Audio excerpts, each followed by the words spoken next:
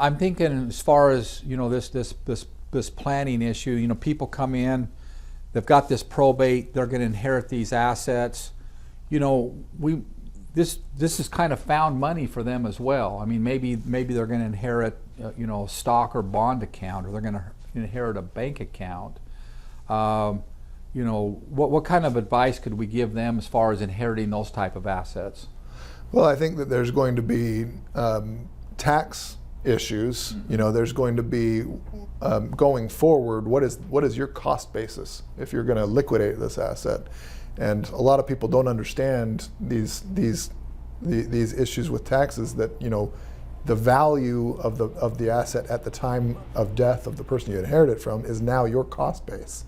And so when you go to liquidate that asset or sell that asset, your exposure to capital gains is actually less than you might think. But you've got to document that up front of what your new cost base is. And I think, you know, the difference in probate lawyers, there are some probate lawyers, like I say, they're going to do the probate bare bones, get it through the court system.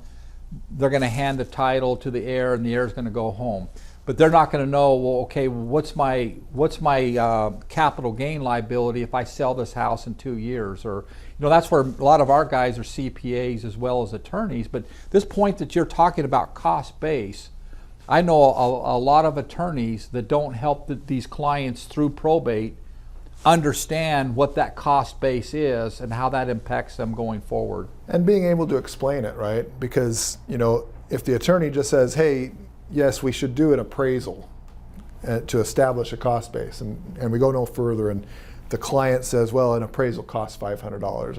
I don't really need that. Yeah. And there's no further explanation, and then 10 years later when the issue does pop up, there's no supporting documentation as to the value of the property on the date of death.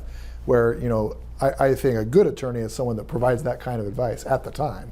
Hey, not only is your cost base the value now, but we might actually need to present documentary evidence establishing that this is what your tax base is, and so we should, you know, it's gonna save you in the long run to spend a few $100s to appraise the property now. That's why I think clients are foolish, in my opinion, to be worried just what's the cost of the probate.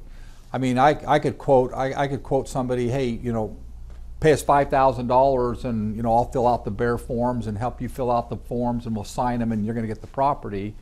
But they're not going to get this other advice going into it about the tax benefits and how they can structure it. So thank you, Todd, for your time today.